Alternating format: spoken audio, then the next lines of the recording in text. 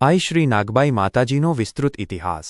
આઈ શ્રી નાગબાઈ માતાજી એ ચારણકુળના એક દેવી છે, જેમનું મુખ્ય ધામ જૂનાગઢ પાસેના મોણિયા ગામે આવેલું છે।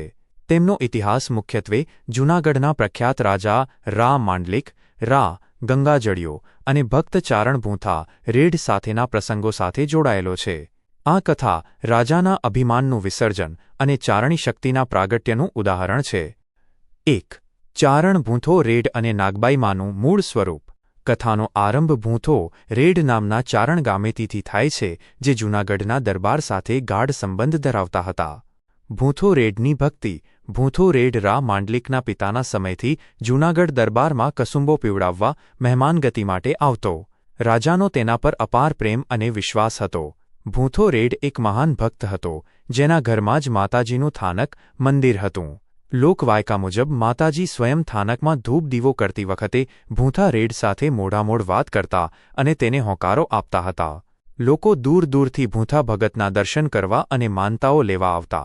ભૂંથાની પત્નીનું સ્વરૂપ। ભૂંથા ભગતની પત્ની માતાજીની મોટી ભક્ત હતી, પરંતુ તેમનું શારીરિક સ્વરૂપ સાધારણ હતું। કહેવાય છે કે તે કદરૂપા અને કાળા હતા અને જન્મથી જ તેમના આગળના 2 દાંત લોઢાના હતા। લોઢાના દાંતનો ઉલ્લેખ કથામાં માતાજીના શ્રાપ સાથે સંકળાયેલો છે, જો કે આ રૂપ પાછળ દિવ્ય શક્તિ છુપાયેલી હતી। 2. રા માંડલિકનો સમય અને અભિમાન।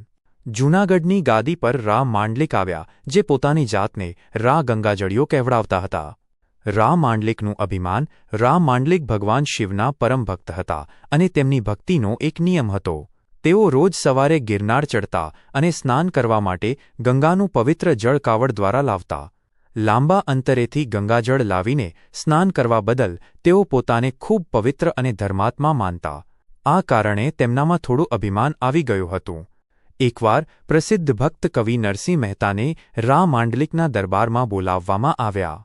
જ્યારે નરસિંહ મહેતાએ પોતાના પ્રભુ શ્રીકૃષ્ણની ભક્તિના પદો ગાયા અને રાજાના અભિમાનને તોડ્યું, ત્યારે રાજાની આંખો ખુલી।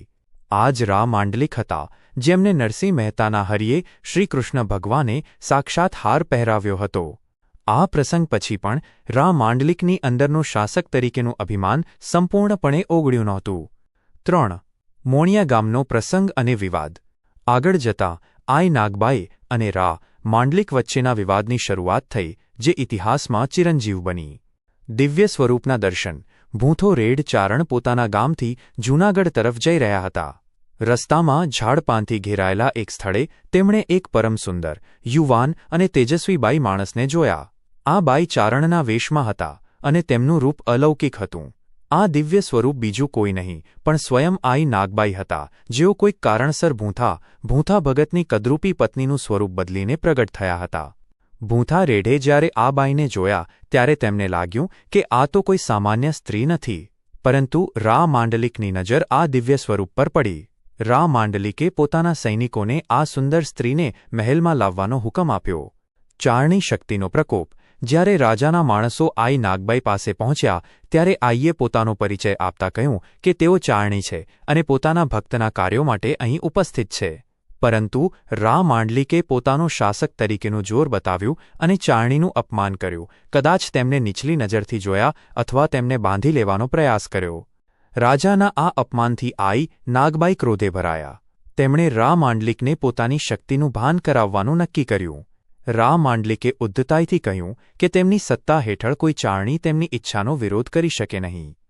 4. આઈ નાગબાઈનો શ્રાપ। આ અપમાન પછી આઈ નાગબાઈએ ઊભા રહીને જૂનાગઢના અભિમાની રાજા રા માંડલિકને લોકસાહિત્યમાં અમર થઈ ગયેલો શ્રાપ આપ્યો। આ શ્રાપ દોહરાના સ્વરૂપમાં આજે પણ ગવાય છે। નાગબાઈ માના શ્રાપના મુખ્ય અંશો। 1. સત્તાનો અંત। આઈએ રાજાને કહ્યું કે તારું શાસન અને રાજપાટ હવે નહીં રહે। તું તારી સત્તા અને અભિમાનને કારણે રઝળી પડીશ। ગંગાજળિયા ગઢેચા, તું જૂને પાછો જા। મારું માનને મોદળ રા નીકે મું સાંભળીશ માંડળિક। અર્થ: હે ગંગાના જળથી પવિત્ર થનાર રાજા, તું પાછો જા। જો મારું માન નહીં રાખે તો તું મને યાદ કરીશ। 2. ભીખ માંગવી પડશે। આઈએ શ્રાપ આપ્યો કે તારું રા પણું જતું રહેશે અને તું ભીખ માંગીને જીવન જીવવા મજબૂર થઈશ। રા પણું યરે શે નહીં ભમતો માગીશ ભીખ, તે દી મું સંભારીશ માંડળિક। અર્થ: તારું રાજત્વ નહીં રહે, તું રજળપાટ કરીને ભીખ માંગીશ ત્યારે તું મને યાદ કરીશ. 3. લોઢાના દાંતનો ઉલ્લેખ. આ શ્રાપનો સૌથી જાણીતો અને પ્રતિકાત્મક ભાગ છે, જેમાં લોઢાના દાંતનો સંદર્ભ આપવામાં આવ્યો હતો, જે ભૂંથા રેડની પત્નીના હતા અને જે નાગબાઈ માના સ્વરૂપ સાથે જોડાયેલા હતા. આ શ્રાપ રા માંડલિકના જીવનના અંત સાથે જોડાયો. કડકડ યો રોટો કઠણ ખાવો હોય તોય ખવાય, પણ તારાથી ચણા નહીં ચવાય. મોએ લોઢાના માંડલિક. અર્થ: હે માંડલિક, તારા મોંમાં લોઢું આવી જશે, જેના કારણે તારાથી કઠણ રોટલો તો શું, સાદા ચણા પણ ચવાશે નહીં. આનો અર્થ હતો કે રાજા ભૂખ્યો રહેશે, પરંતુ આઈએ આપેલા લોઢાના દાંતના શ્રાપને કારણે તે કઠણ ખોરાક ખાઈ શકશે નહીં. 4. મુસ્લિમ શાસનનું આગમન. આઈએ ભવિષ્યવાણી પણ કરી કે જૂનાગઢની પ્રાચીન પ્રોળ દરવાજા નાશ પામશે અને ત્યાં મુસ્લિમ શાસક મામદ શાહનું શાસન આવશે. નહીં વાગે નિશાણ, નકીબ હુકડશે, નહીં હુકડશે અસરાણ, અહીં મામદ શાહના માંડલિક. 5. શ્રાપની ફળશ્રુતિ અને રા માંડલિકનો અંત. શ્રાપ મળ્યા પછી રા માંડલિકનું પતન ઝડપથી શરૂ થયું. તેઓ મુસ્લિમ શાસક મહેમૂદ બેગડા દ્વારા પરાજિત થયા અને તેમની સત્તા છીનવાઈ ગઈ. કથા મુજબ રા માંડલિકને પકડવામાં આવ્યા અને તેમનું અપમાન કરવામાં આવ્યું. તેમનો વૈભવ અને ગર્વ બધું નષ્ટ થઈ ગયું. શ્રાપ મુજબ તેમણે પોતાનું રાજપાટ ગુમાવી દીધું અને અંતે ભટકીને પોતાનું જીવન વ્યતીત કરવું પડ્યું. જ્યારે તે ભૂખ્યો ભટકી રહ્યો હતો ત્યારે તેને કઠણ રોટલો કે ચણા મળતા, પણ આઈના શ્રાપને કારણે તે ખાઈ શકતો નહોતો. આમ રા માંડલિકના અભિમાનનો અંત આવ્યો અને આઈ નાગબાઈનો પરચો, ચમત્કાર, શક્તિ ઇતિહાસમાં અંકિત થઈ ગયો. 6. આઈ નાગબાઈ ધામ - મોણિયા. આઈ નાગબાઈનું મુખ્ય ધામ જૂનાગઢ જિલ્લાના મોણિયા ગામે આવેલું છે, જ્યાં તેઓ આજે પણ ચારણ કુળ સહિત સમગ્ર ગુજરાતના લાખો ભક્તોની કુળદેવી તરીકે પૂજાય છે. અહીં આજે પણ ભક્તો પોતાની આસ્થા અને શ્રદ્ધા સાથે દર્શન કરવા આવે છે. આમ આઈ શ્રી નાગબાઈનો ઇતિહાસ માત્ર એક દેવીની ઉત્પત્તિ પૂરતો સીમિત નથી, પરંતુ તે સત્તાના અભિમાન સામે ધર્મ અને ભક્તિની શક્તિના વિજયની ગાથા છે.